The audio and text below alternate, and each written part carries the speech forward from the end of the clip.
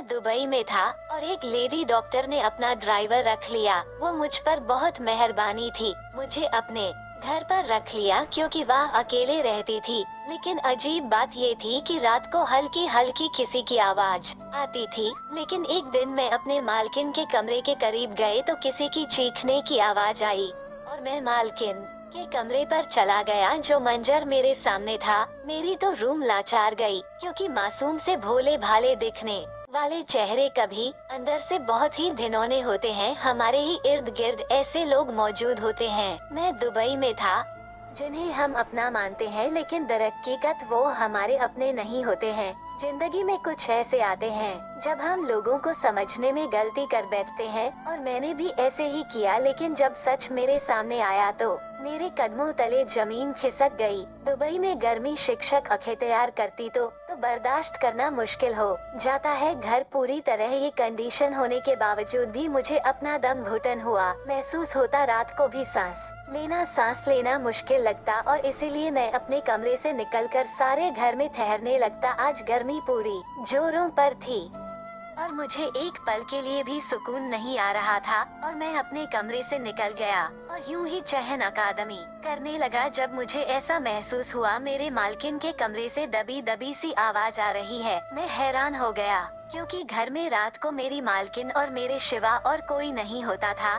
शायद मुझे वहम हो गया था। मैं थोड़ी देर यूं ही सारे घर में टहलता रहा और फिर अपने कमरे में सोने के लिए वापस आ गया। यह एक बड़ा सा घर था जहां मैं अपनी मालकिन के साथ ही रिहाइश का अजीब था, क्योंकि मैं पाकिस्तान से आया था और मालकिन ने बुरे वक्त में मुझ पर रहम खाकर ड्राइवर रख लिया था। मेरे पास रहने की कोई जगह नहीं थी और मालकिन ने मुझे अपने घर पर रहने के लिए जगह दी। लेकिन आज पहली दफा मुझे और की भी मौजूदगी का एहसास हुआ। मैंने फौरन अपने जहन में आने वाले ख्यालात को झटक दिया। शायद मालकिन किसी से फोन पर बात कर रही थी। हो सकता है फोन स्पीकर पर हो। मेरी मालकिन एक मशहूर लेडी डॉक्टर भी थी। शायद हॉस्पिटल से ही किसी का फोन आया था। और मालकिन बहुत रहम दिल और नेक औरत थी, अपने मरीजों के खातिर जान दे देती थी। मैंने मालकिन में गुजरे 6 महीने मैं कोई बुराई नहीं देखी थी। अगली रात फिर गर्मी ने मुझे बेचैन किया और मैं यहाँ से वहाँ चक्कर काटने लगा। एक बार फिर मैं मालकिन के कमरे के करीब पहुँचा तो मुझे आवाज सुनाई दी। यह स्पीकर के फोन की आवाज महसूस नहीं हो रही थी। ऐसा लग रहा था जैसे मालकिन के कमरे में कोई मौजूद है। दबी दबी सारगोशिया ने तजासुस पैदा कर दिया था। लेकिन मैं एक मामूली सा मुलाजिम था और मुझ में इतनी हिम्मत नहीं थी कि रात के इस पहर में मालकिन के कमरे के करीब भी जाता। मेरे लिए यार सब कुछ बिल्कुल गैर मामूली था, क्योंकि मैंने आज तक मालकिन का रिश्तेदार या दोस्तों नहीं देखा था। वह यहाँ तन्हा रहती थी और उसके घर वाले दूसरे मुल्क में रहते थे। मैं सारी रात यूं ही बेचैन से बाहर गुजार कर अपने कमरे में वापस आ गया। आधी रात को मालकिन से मिलने के लिए कौन आ सकता था, जबकि मेरी मालकिन तो शादीशुदा भी नहीं थी। वह खूबसूरत और जवान लड़की थी। मालकिन घर से हॉस्पिटल और हॉस्पिटल से घर के अलावा और कहीं नहीं जाती थी। जितना वक्त मालकिन हॉस्पिटल में रहती मैं गाड़ी लेकर भारी खड़ा रहता था और मालकिन के इंतजार में बहुत ज्यादा हैरान था कि मालकिन की जिंदगी में ऐसा कौन था जो आधी रात में मालकिन से मिलने आता था और जिसे मैं बिल्कुल बेखबर था, जबकि मुझे मालकिन के हर पल की खबर होती थी। इन्हीं सोचों के साथ मैं बिस्तर पर लेटा तो थोड़ी ही देर नींद लग गया। अगली सुबह मैं मामूल के मुताबिक मालकिन को हॉस्पिटल ले जाने लगा। मालकिन गाड़ी के पिछली सीट पर आंख मूंद कर बैठी थी। उनका चेहरा देखकर मुझे ऐसा महसूस होता था जैसे रात भर कोई ना हो। उसके चेहरे पर जमने की थकान महसूस हो रही थी। मैंने कि अचानक उससे पूछ लिया कि आप रात भर क्यों सोई नहीं थी। मेरी बात सुनकर मालकिन घबराकर आंखें खोल दिया और कहने लगी, क्यों माजिद, ये सवाल क्यों पूछ रहा है? मैं भला रात भर क्यों नहीं बोलोगी? मैं तो 11 बजे ही सो जाती हूँ। हॉस्पिटल का काम करने के लिए मुझे पूरी नींद की जरूरत होती है, इसलिए मैं रात को बिल्कुल नहीं सकती। मालकिन की बात सुन के हक्का और बक्का रह गया। मुझे अच्छी तरह मालूम था कि मालकिन रात में सो नहीं रही थी, लेकिन मालकिन ने तो सिरे ही झूठ बोला था कि मालकिन को मुझसे भला झूठ बोलने की क्या जरूरत पास आ गई थी। मैंने गहरी नजर मालकिन के चेहरे पर डाली जो अब शीशे से बाहर देखते हुए कुछ सोच रही थी। हॉस्पिटल आ गया था और मालकिन गाड़ी से उतरकर हॉस्पिटल चली गई थी, लेकिन मैं गाड़ी पर बैठकर मालकिन के झूठ के बारे में सोच रहा था। मैं एक मामूली सा मुलाजिम था और मालकिन को मुझसे झूठ बोलने की बिल्कुल भी बोलने की जरूरत नहीं थी। यकीनन कोई ना कोई ऐसी बात थी मेरे जहन पे मालकिन के लिए जो ख्याल आ रहा था, क्योंकि मेरी नजर में मालकिन एक बार हया और बाकिरदार औरत थी। शाम के वक्त मालकिन हॉस्पिटल से निकली और सीधे घर आकर अपने कमरे में चली गई। मुझे भी इसके बाद मुझे भी कोई काम नहीं होता, इसीलिए मैं भी अपने कमरे में आराम करने चला आता। गर्मी ने इस कदर जोड़ कर रख दिया कि हर कोई अपने घरों में कैद था। दुबई में भी कैंपस पर सब लोग अपने घर से निकाल कर शॉपिंग मॉल जाया करते थे। बाकी सारा हफ्ता सभी मशरूफ रहते। मैं भी मालकिन को वीकेंड मॉल से मुखलिश माल ले जाया करता था। सिर्फ इससे पहले घर से हॉस्पिटल और हॉस्पिटल से घर का ही एक चक्कर रोज लगाना होता था। मेरी नौकरी बहुत ही पुरसुकून आराम दी थी, लेकिन मुझे किसी चीज की तकलीफ नहीं दिए, मगर मैं किसी और मकसद के तरह आया था। लेकिन अब मैं अपनी नौकरी से कुछ था। सार वक्त मैं अपने कमरे में रहा और रात को जानबूझकर घर से बाहर निकला, क्योंकि मैं इन दबी दबी आवाजों के बारे में जानना चाहता था। मालकिन के कमरे से थोड़ी ही दूर मुझे यह आवाज थोड़ी दूर सुनाई देने लगी। मैं वहीं ठहर गया और आवाज इस कदम हल्की थी कि मुझे पूरी तरह सुनाई नहीं दे रहा था। ना जाने मालकिन से मिलने के लिए रात को इस पहेर आता था, जिसके बारे में मालकिन भी मुझे बताना नहीं चाहती थी। कुछ ही देर बाद मैं अपने कमरे में आपसे के लिए पलट लगा तो मुझे मालकिन की चीज दी और मुझसे रहा ना गया और मैं तेजी से मालकिन के कमरे की बढ़ा और जैसे ही दरवाजे को हाथ लगाया तो दरवाजा खुलता ही चला गया। अंदर के मंजर ने मुझे दहला कर रख दिया। मेरी मालकिन के कमरे में तो 2 आदमियों के साथ अंदर का मंजर मेरे लिए नाकाबिले बयां था। कैसे दिखाई देता है वैसे हरगिज भी नहीं होता है। मैंने मालकिन को बहुत ही नेक और बहया और समझता था,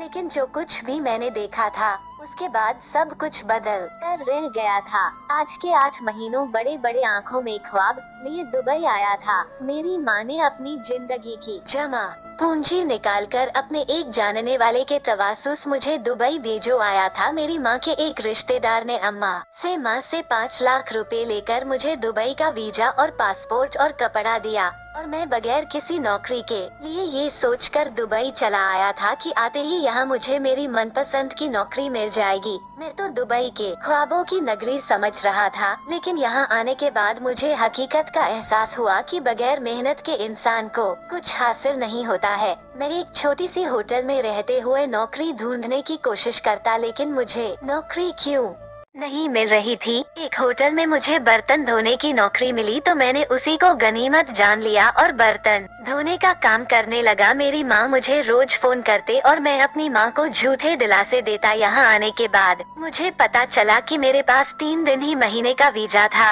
फिर मुझे वापस चले जाना था। मुझे समझ पर नहीं आ रहा था कि अपनी माँ को क्या जवाब दूँ। मुझे दुबई की गर्मी भी बर्दाश्त नहीं होती थी और बर्तन धोकर होटल से वापस अपने कमरे जाने तक मुझे पैदल सफर करना पड़ता था और गर्मी की वजह से मेरी तबीयत खराब हो जाती। ऐसे ही एक दिन बर्तन धोकर होटल से निकला तो बीच रोड पर चक्कर खाकर बेहोश हो गया और जब मुझे होश आया तो मैं हॉस्पिटल के बिस्तर पर बैठा हुआ था और एक खूबसूरत लेडी डॉक्टर मेरे सर पर खड़ी थी। मेरे सर पर पट्टी बांधे हुई थी। वो लेडी डॉक्टर मेरे बारे में पूछने लगी तो मैंने पूरा सच बता दिया।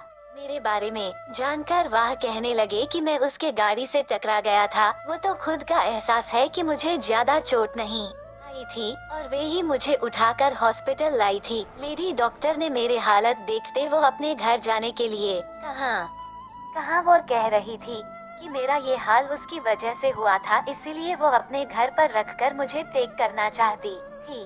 पहले तो मैं इनकार कर दिया और फिर मैं मान गया।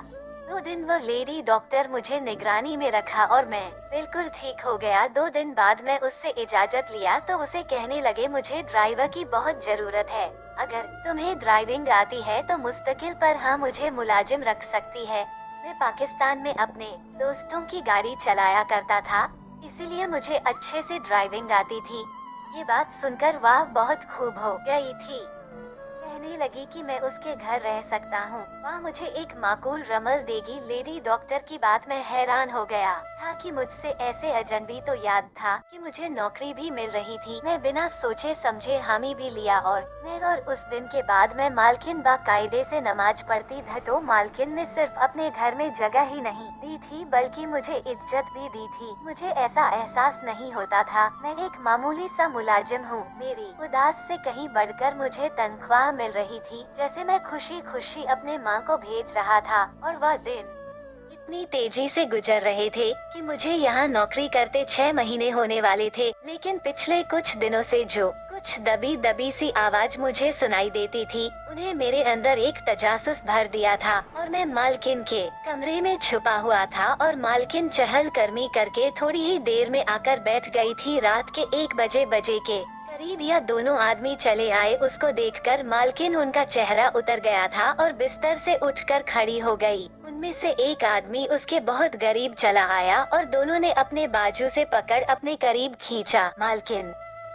हकलग से हल्की सी चीख बरामद हुई थी, जैसे उस आदमी ने अपने हाथों से घूंट दिया। उनकी हल्की हल्की सिसकी कमरे में गूंजने लगी और मेरे जिस्म से पसीना छूट रहा था। मैं मार्केट के कमरे में लकड़ी की अलमारी में छुपा हुआ था। उस आदमी ने मालकिन को धमकी देकर बिस्तर पर गिराने और अपने मोबाइल फोन से कुछ दिखा रहा था। साथ वह मालकिन को कह रहा था कि वह उसका बात नहीं माना तो वो हर हद से गुजर जाएगा। मैं जान गया था क्या हुआ आदमी मालकिन को ब्लैकमेल कर रहा है और यकीन उसके पास मालकिन की कुछ तस्वीर है, लेकिन मालकिन से वह क्या चाहता था मैं इस बात को नहीं जानता था। मेरा दम घुट रहा था, लेकिन मालकिन की हालत देखकर मेरी जान निकल गई थी। हाथ जोड़कर उस आदमी से दरख्वास्त कर रही थी। उनका हाल ऐसा था कि काटो तो बदन में खून नहीं। उस आदमी में उंगली उठाकर मालकिन को तनवी किया, अगर उसका काम जल्दी से ना किया तो वो उसको बर्बाद कर देगा। मालकिन ने यकीन दिलाया उसका काम जल्दी कर देगी और दोनों आदमी कमरे से निकलकर बाहर चले गए। वो बिस्तर पर बैठकर रो रही थी कि मैं अलमारी से निकलकर उसके सामने आ गया। मुझे देखकर उसकी जान निकल गई और कहने लगी, तुम यहाँ क्या कर रहे हो? मैं आपकी मदद करना चाहता हूँ, लेकिन उसके लिए मुझे सारा सच मुझे बताओ। उनके कदमों पर बैठ गया और उनको यकीन दिलाया कि मैं उनके साथ पूरी तरह वफादार हूँ। हमारा कहने का कि वो दोनों आदमी बहुत ही खतरनाक है। बेहतर है कि यह तो महमूद से दूर रहो। आपने मुश्किल वक्त पर मेरा साथ दिया था, अब मेरी बारी है कि मैं आपकी मदद करूं। मुझ पर आपके बहुत एहसान है और जब मुझे एहसान उतारने का मौका मिल रहा है तो मैं पीछे नहीं हटूंगा। मालकिन मेरी तरफ एक नजर उठाई तो उसको इस बात का यकीन हो गया कि वह रोती हुई जो सच उसने मुझे बताए वे सुनकर मेरे रोंगटे खड़े हो गए। वो दोनों आदमी मालकिन को कुछ दिनों से डराने धमकाने के लिए आ रहे थे। मालकिन के घर वाले का तस्वीर मौजूद थी। वे मालकिन को धमकी दे रहे थे कि वो इंडिया में मौजूद मालकिन के घर वाले को खत्म कर देंगे। वो मालकिन से एक गैर कानूनी काम करवाना चाहते थे। मालकिन एक मशहूर लेडी डॉक्टर थी और दुबई के बड़े बड़े अमीर औरतों से इलाज करवाने आते। कुछ महीने से एक औरत इलाज के लिए आ रही थी जिसे दिल की तकलीफ थी, लेकिन उस औरत की बीमारी इतनी बड़ी नहीं थी कि उसके जान को खतरा होता। मालकिन पूरी ईमानदारी के साथ उस औरत का इलाज कर रही थी, लेकिन एक दिन वो औरतों के दोनों बेटे मालकिन के पास आए और कहने लगे, मेरी माँ की दवा बदल दो जिससे उसका दिल काम करना बंद कर दे। वह दोनों बेटे अपने माँ को मारना चाहते थे क्योंकि उनके माँ के नाम में बहुत ज्यादा जायदाद थी। उसकी माँ के मरने के बाद तो बजाजा दोनों बेटे के नाम पर होती। दुबई का कानून बहुत सख्त था, इसलिए वो दोनों अपने माँ के खिलाफ कुछ नहीं कर सकते थे, क्योंकि उन्होंने सोचा कि डॉक्टर के ही जरिए अपनी माँ को खत्म कर दे। मालकिन एक नेक और ईमानदार डॉक्टर थी। मालकिन के घर वाले लोगों को खत्म करने का धमकी देते थे। मालकिन के घर वाले लोग इंडिया के छोटे से कस्बे में रहते थे और वहाँ उन्हें मौत के घाट उतारना बहुत मुश्किल काम नहीं था। मालकिन अपने घर वाले के बारे में चांद कर उसकी जान निकल गई और उन्होंने मालकिन को 2 दिन का वक्त दिया था। अगर मालकिन ने 2 दिन में कुछ नहीं किया तो उसके सारे घर वाले को खत्म कर देंगे। मालकिन सारी बात बताने के बाद बुरी तरह से रो रही थी। मैं जो मालकिन के बारे में गलत सोच रहा था मुझे जब सारी सच्चाई पता चली तो मेरे को अपने ही सोच पर शर्मिंदगी होने लगी। मालकिन को कहा, अब डरने की कोई जरूरत नहीं है, मैं आपके साथ हूँ। मालकिन कहने लगी कि वो दोनों आदमी मुझ पर नजर रखते हैं, हॉस्पिटल से घर, घर से हॉस्पिटल, इसके अलावा मैं और कहीं नहीं जा सकती। मैंने मालकिन से कहा कि आप फिक्र ना करें, मैं तो जा सकता हूँ ना, मैं पुलिस के पास जाऊंगा और उन्हें एक एक बात बताऊंगा। अगले दिन मालकिन को हॉस्पिटल छोड़ा, मालकिन की गाड़ी को हॉस्पिटल के पार्किंग में खड़ा किया और खुद चुपके से पुलिस स्टेशन पहुंच गया। मैंने हर बात पुलिस वाले को बता दी और कुछ ही देर में वो दोनों भाई गिरफ्तार हो गए। दोस्तों, हमारी वीडियो अगर अच्छी लगे तो लाइक, कमेंट और चैनल को सब्सक्राइब करें और हम ऐसे ही वीडियो आपके लिए लाते रहेंगे। धन्यवाद।